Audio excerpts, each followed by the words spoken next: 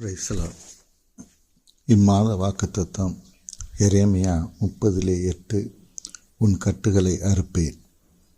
தேவன் இந்த நாளிலிருந்தானே உங்களது எப்படிப்பட்டதான கட்டுகளாக இருந்தாலும், அது வியாதியின் கட்டாக இருக்கலாம், சோர்வின் கட்டாக இருக்கலாம், ஒரு தேவையின் கட்டாக இருக்கலாம்.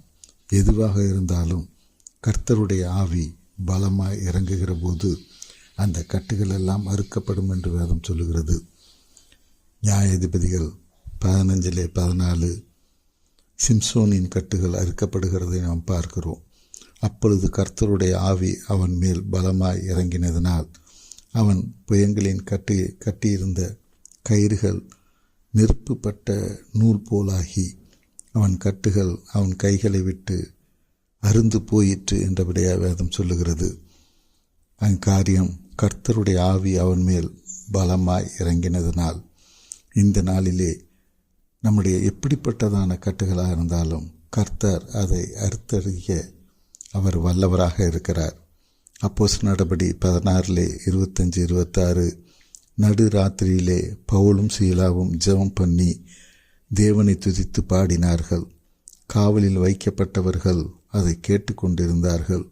சடுதியிலே சிறைச்சாலையின் அஸ்திவாரங்கள் அசையும்படியாக பூமி மிகவும் அதிர்ந்தது. உடனே கதவுகள் எல்லாம் திறவுண்டது. எல்லாருடைய கட்டுகளும் கலண்டு போயிற்று. பவுலும் சீலாவும் அவர்கள் ஜெபம் பண்ணுகிற போது, தேவனை ஆராதிக்கிற போது, துதித்து பாடுகிற போது அந்த இடத்திலே அவர்கள் கட்டு மட்டும் அல்ல, சிறைச்சாலையில் இருந்த எல்லாருடைய கட்டுகளும் கலண்டு போயிற்று என்று வேதம் சொல்லுகிறது. இந்த நாளிலே எரேமியா 30:8 உன் கட்டுகளை நான் அறுப்பேன் என்று சொன்னவர் வாக்கு மாறாதவர். அவர் நிச்சயமாக அதை செய்ய வல்லவராக இருக்கிறார். தேவையானது கர்த்தருடைய ஆவியானவர் தாமே.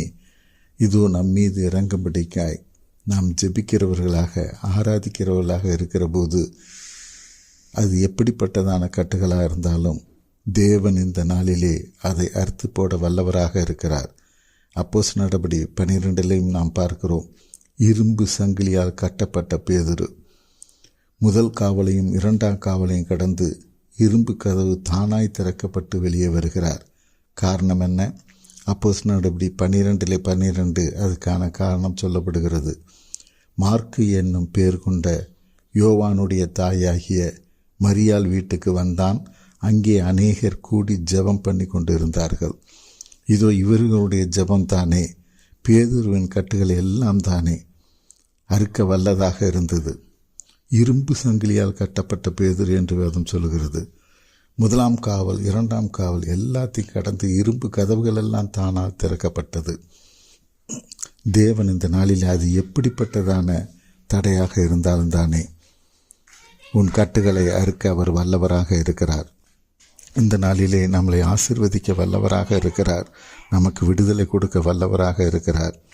கர்த்தருடைய ஆவி பலமாய் இறங்க காரணம், உன் கட்டுகளை அறுப்பேன் என்று சொன்ன தேவன் இந்த நாளிலே அவரை ஆராதிக்கிற போது, அவரை தோத்தரிக்கிற போது, துதிக்கிற போது அவர் அந்த கட்டுகளை எல்லாம் அறுக்க வல்லவராக இருக்கிறார். இதோ நம் குடும்பத்தில் உள்ள எல்லாரும் சேர்ந்து தான் இந்த காரியத்தை செய்ய வேண்டும் என்பதல்ல.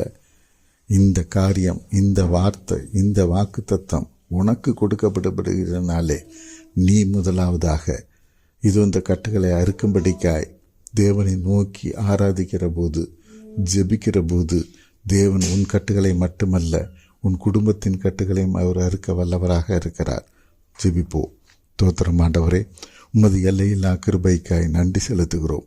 இப்பொழுதும் இதோ இந்த வாக்கு தத்தத்தை சொல்லி ஜெபிக்கிற ஒவ்வொருவர் மீதும் தானே கர்த்தருடைய ஆவியானவர் பலமாய் இறங்க வேண்டுமாய் ஜெபிக்கிறோம்.